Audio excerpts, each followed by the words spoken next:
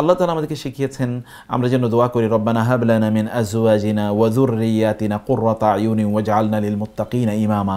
হে আল্লাহ, আপনি আমাদের সন্তান এবং আমাদের স্ত্রী এবং স্বামীদেরকে আমাদের চক্ষুকে শীতলকারী, অন্তরকে প্রশান্তকারী বানান। কোররাতা আয়ুন, কোররাতা আয়ুন মানে কি? কোররাতা আয়ুন মানে হচ্ছে যে আপনি আপনার সন্তানের দিকে তাকালে আপনার চোখ জুড়িয়ে যাবে।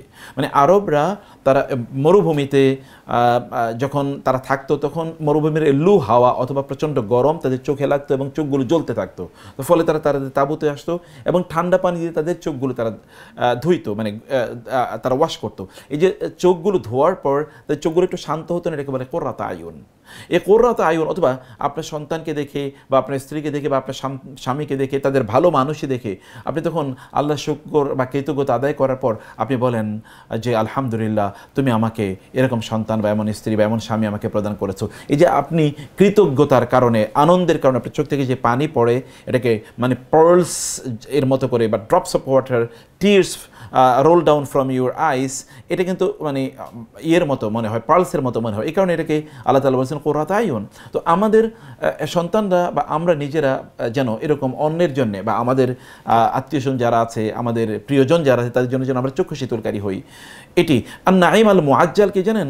নাইম মুআজ্জাল মানে হচ্ছে আপনি এই পৃথিবীতে নেয়ামত পাচ্ছেন। এটা কি জানেন? যখন আপনি দেখলেন যে আপনার সন্তান কোরআন তেলাওয়াত করে আপনার জন্য দোয়া করছে, যখন আপনি মসজিদে সালাম ফেরানোর পরে দেখবেন আপনার সন্তানের পেছনে তিনিও নামাজে জামাতে আপনার সাথে জয়েন করেছেন, অথবা রাতের বেলা যখন দেখবেন যে তাহাজ্জুদে নামাজ আপনার সন্তান পড়ছে এবং আপনি যেন কান্না করছে, অথবা আপনার সন্তান যখন কোরআন তেলাওয়াত করে আপনাকে মানে আপনাকে কোরআন তেলাওয়াত করে শোনাচ্ছে, অথবা তার নেতৃত্বে আপনি, তার ইমামতিতে আপনি নামাজ পড়ছেন। মানে একবার চিন্তা করে দেখুন, আপনার সন্তান আপনার জন্য ইনকাম করবে, ইনকাম করার জন্য তো আর এক্সট্রা অর্ডিনারি কোনো যোগ্যতার প্রয়োজন হয় না। ইনকাম করার জন্য আপনাকে কেবল স্কিল, কিছু স্কিল লাগে, এর চেয়ে বেশি কিছু না।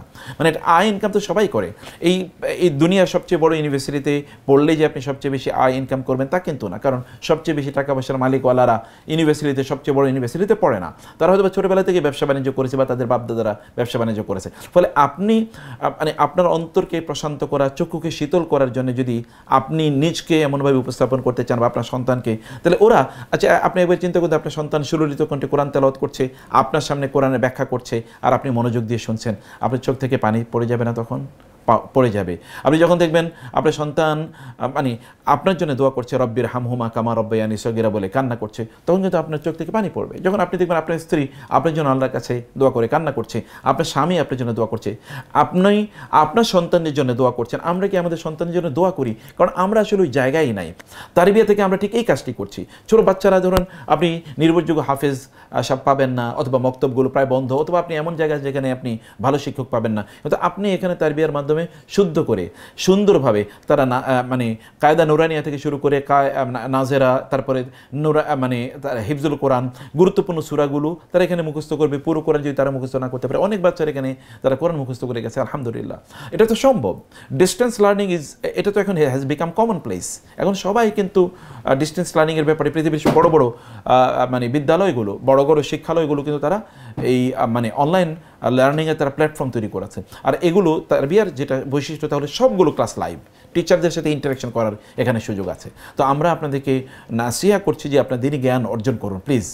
দিনী জ্ঞান ছাড়া কোনো উপায় নাই। এটা এই সময় আরও বেশি দিনী জ্ঞান অর্জন করা দরকার।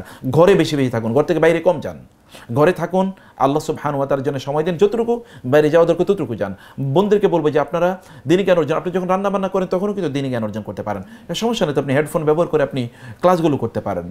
মানে অন্যান্য জায়গা থেকে আপনাদের বাসায় প্রয়োজন আপনার কম্পিউটার বন্ধ করে দেন, টেলিভিশন বন্ধ করে দেন। টেলিভিশন আপনাদের কোনো কাজ নাই, টেলিভিশন লাইন বন্ধ করে দেন। ইন্টারনেট শুধু ততটুকু ব্যবহার করেন যতটুকু আপনাদের দিনী জ্ঞান অর্জন করার জন্য লাগবে। আর বাকিটা আপনারা প্রচুর পরিমাণ বই কিনুন, প্রচুর পরিমাণ দিনই জ্ঞান অর্জন করুন। এর পাশাপাশি দুনিয়া পরিচালনা করার জন্য স্কিল অর্জন করেন বটে, কিন্তু দুনিয়ার স্কিলের পেছনে কতটুকু সময় দিচ্ছেন না দিনের পেছনে কতটুকু সময় দিচ্ছেন, এটা আপনাকে পরিমাপ করতে হবে। এর জন্য একেবারে আকাশ পাতাল না হয়ে যায় যে এখানে আপনার অফুরন্ত সময় দিনরাত দৌড়াচ্ছেন, কিন্তু এই জায়গায় আপনার কোনো সময় নাই।